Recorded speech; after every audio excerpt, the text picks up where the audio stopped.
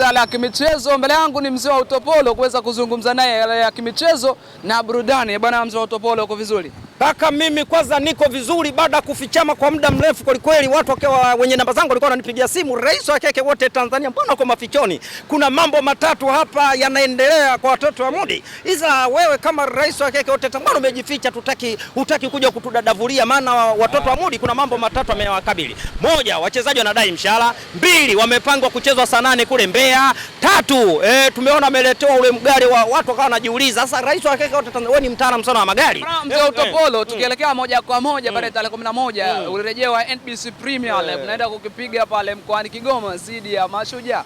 Huku watani wao wajaji wanaenda kukizima dhidi ya Fountain Gate. Pengine wanakwenda kucheza na kama sijakosea tarehe 11 lakini saa 8 dhidi ya Mbeya City. Mimi nikiwa kama rais wa keke wote Tanzania, ndo maana nikaona bora nitoke mafichoni huko nimejificha. Kwanza nashukuru ligi kuu Tanzania bara kurejea, maana tulikuwa tumemiss kweli ligi kuu Tanzania bara, lakini sasa kuna timu ambayo inakwenda kucheza ikiwa inadaiwa na wachezaji. Sasa ligi kuu Tanzania bara kila timu imebakiza michezo mitano, kwamba tutaona sasa katika michezo mitano hii nani atakwenda kubeba ubingwa na nani atabeba kwenda kubeba ujauzito. Sasa naomba ligi kuu yani wakati ligi kuu Tanzania bara ilikuwa imesimama, sasa wakati narejea kuna timu linakwenda kucheza ilikuwa linadaiwa na wachezaji. Sasa tutaona katika michezo mitano nani atabeba ubingwa na nani atabeba ujauzito. Kuna mtu anakwenda kubeba ujauzito muda si mrefu.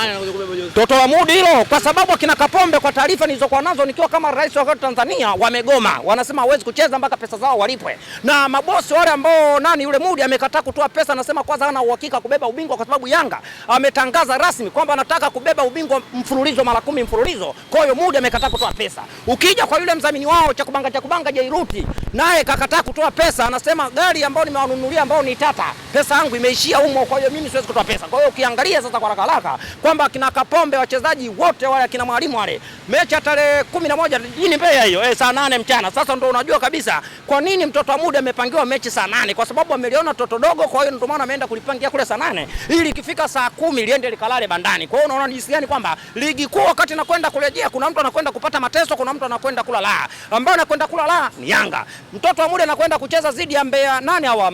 Kwanza atakuwa anaanza na Pamba Jiji. Hilo goma litakuwa hapa. Mechi ya kwanza walishonaga Kijola Mwanza kule. Sasa mechi hiyo anakuja kucheza hapa. Pamba Jiji akae vizuri kwamba anakwenda kucheza na timu ambayo linadaiwa, yani mdaiwa sugu na wachezaji. Kwa hiyo Pamba kikaa vizuri. Kile Kijola alichomvalisha kule kwamba kule ilikuwa shera, huku itakuwa ni ndoa. Kipindi hicho kitoka hapo wakati mimi nacheza na Fountain Gate, Toto la Mudi tulikuwa tunaenda Mbeya kwenda kucheza mida ya saa 8. Na ndio maana ukiangalia wanapotema mimato wale viumbe, wanasema haiwezekani tucheze saa 8. Tukasema huo ndo utoto. Wewe Yanga na ukubwa nilokuwa nao mimi nicheze saa 8. Na ndio maana lile Toto ameliona Toto, ndio maana anaenda kucheza saa 8. Kwa hiyo sasa niwaambie mashabiki wote wa Dar es Salaam Yanga Afrika, tunataka michezo miwili tu tutangaza ubingwa. Yaani namkunguta yule nani yule Azam tarehe 24 na kuja namkunguta huyu nani huyu. Kwanza naanza na nani hawa? Naanza na nani hawa?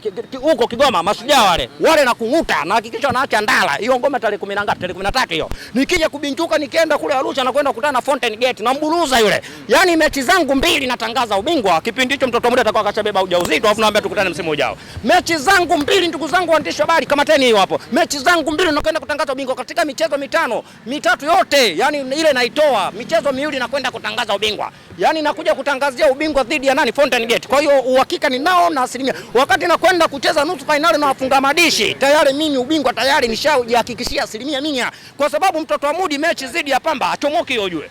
Mechi dhidi ya Mbeya City hiyo mechi nao atoki, kwa sababu mtoto wa Mudi kwanza moja anapiga pira jimbi, mbili anakwenda kucheza akiwa wachezaji wao wapo kwenye mgomo wanataka pesa zao. Kwa hiyo unaona jinsi gani kwamba mechi zangu mbili mtoto wa Mudi namhesabia mechi mbili anatema ubingwa, mechi mbili mimi natangaza ubingwa. Na niwaambie mashabiki wa Yanga, kuanzia mechi ya Kigoma mpaka hii ya Fountain Gate ya tarehe 20 na ngapi? Tarehe 18 pale Arusha, atakayekwenda Arusha mpaka kule Kigoma avae jezi ambayo imeandikwa Yanga bingwa au champion. Yaani hiyo uhakika kabisa 100%. Ndio maana nawaambia wale watoto nyinyi tulieni. Wale watoto sisi hatuna pressure nao wale sisi. Kwanza ngoja nikamburuze Azam FC kwenye nusu finali na uhakika 100% wa kuingia. Alafu namwambia mtoto wa Mudi, na wewe ukicheza na wewe shoga yako mtoto wako nani dada yako huyo nani kosi, ingia na wewe finali tukutane FA. Lakini ligi kuu Tanzania bara nipeni michezo yangu miwili tu. Mkiona nimekuja tena hapa mpaka siku ya juma ngapi? Itakuwa Jumatatu. Bado sijatangaza ubingwa, kila mwandishi wa habari nidaini 10,000 hapa. Wote na wale nidaini 10,000 wote. Yaani simwambia michezo mimi nakwenda kutangaza ubingwa. Zidi ya Mashujaa hiyo tutakuwa tarehe ngapi? Tarehe 13 hiyo. Tarehe 10 na ngapi? Tarehe 18. Wakati nakipiga zidi ya Fountain Gate. Huo mchezo ukiisha nikija hapa kama bado sijatangaza ubingwa, kila mwandishi wa habari aliyokuwepo hapo ndaieni 10,000. Mimi rais wote Tanzania nina uhakika 100%, kwa sababu mimi nakwenda kuangushia Kosovo, kwa sababu naambiwa tunakwenda kudondosha lile pila la Uyangasule mpaka waite umma. Yaani wale wote lazima waache ndala, waache shati. Nimekwambia hivi. Toporo tumeshikilia hapo. Niliweza kuzungumza na kocha wa Azamu Flolai Benge na alisema mechi 6 mkononi, moja ya FA, mechi 5 NBC Premier League. Amehakikisha kwamba siku ya jana watashinda mechi zote 6 zilizobaki. Moja ataenda kucheza na Yanga, atambutua kisawa sawa. Pengine hii imekaje? Kwanza nimwambie huyo Ibenge kwanza kitaka kibarua chake kiote nyasi. Ole wake. Unajua yangu unavyoiongelea. Sisi kama madaktari tu. Unavyoongea vibaya tunajua kabisa mgonjwa huyu ana malaria nyingi. Kwa hiyo tunakuja kumfanyia check up. Tukikuta una malaria 4 tunakuwekea drip line inaitwa quinine. Kwa hiyo huyu Ibenge kwanza mimi wala hata siendi naye mbali. Ibenge kwanza naenda naye Mwanza kule. Tarehe 24 FA nipo naye.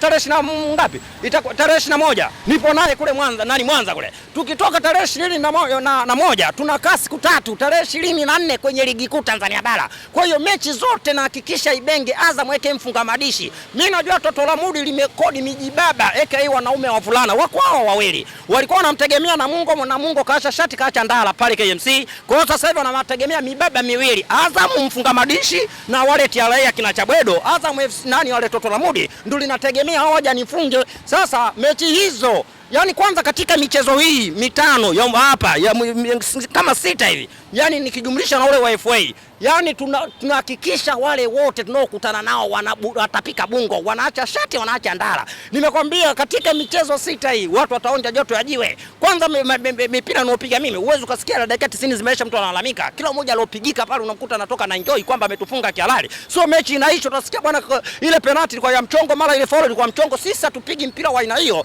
na ndio maana nimekwambia mechi zangu 2 na kwenda kutangaza ubingwa kaka. Toporo, kuna habari kubwa ambayo imetufikia. Steka la mabao Kotima. Unaambiwa Dar es Salaam Afrika msimu ujao kutoka polisi ya Kenya nashusha washambuliaji.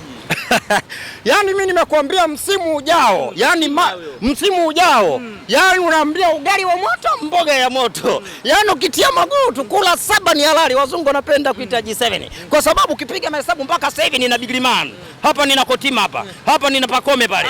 Pale unaambia nina Hawa naye anakuja Yanga, yule mchezaji wa Toto wa Modi yule. Sasa Hawa naye ndani ya nyumba. Sasa ukiangalia hiyo tops hapo sijamweka Okero hapo. Baba ni hatari hapo, sijamweka Depu. Mungu wangu, mtoto mmoja ataingiza timu kweli uwanjani kwa jamani. Kotima kwanza umemuona? Nimekwambia Kotima. Yule bwana kwanza nimemfuatilia, ana miaka 19, ana urefu kama futi 23, ana mwili nyumba. Yule bwana kwanza mazoezi anaofanya siku moja, mazoezi yake kwanza hafanyi mazoezi ya kukimbia. Yaani kwanza akianza kukimbia J-Road nani yule anaita nani yule anayekimbiaga nani yule? Kuna nani yule anayekimbiaga Riadha yule? Yaani yule akasome.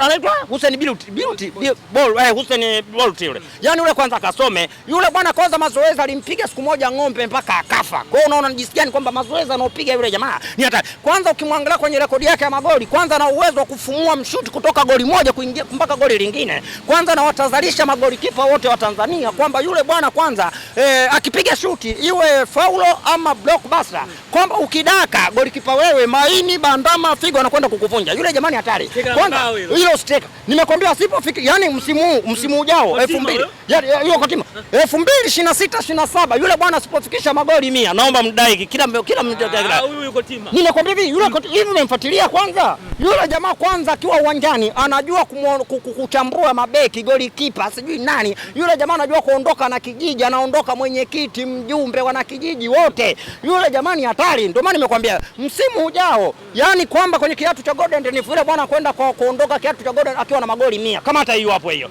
Anakwenda kuondoka na magoli 100. Tena magoli yote hamna penalti, magoli yote ya Winome. Kama unavyomuona huyu sasa hivi, Alan Okero hana goli la penalti, magoli yote ya Winome. Kwa huyo Kotima sasa namwambia kwanza timu kubwa, anakukwanja yeye mwenyewe mkubwa, anakuja kwenye timu kubwa. Kwa hiyo unajisikia gani kwamba amechagua sehemu sahihi na timu sahihi. Kwa hiyo msimu ujao na hasa unajua usajili tumelenga kwenye ligi ya mabingwa. Kwanza msimu huu nataka chukue ligi ya mabingwa kwanza. Ile kombe la Golden ni hivyo lile.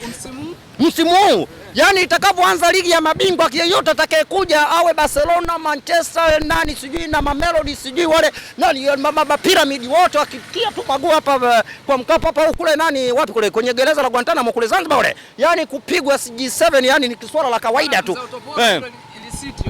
Nimekwambia hivi, jamani sikia siku tunaonana ndugu zanguni. Nimekwambia msimu huu nikiwa kama rais wa keke wote Tanzania, yani dhamira yetu kwanza ligi kuu tushabeba mpaka tumechoka. Dhamira yetu msimu huu tunataka tubebe kombe la ligi ya mabingwa. Yani uwezo huo tunao, msimu uliopita tumeshatwa makunde. Mpaka akatucheka na kwambia sisi tunaitwa kina mwaka kunde. Sasa msimu huu naomba tukutane ligi ya mabingwa kaka. Nimekwambia nisipobeba kombe la Golden Leaf.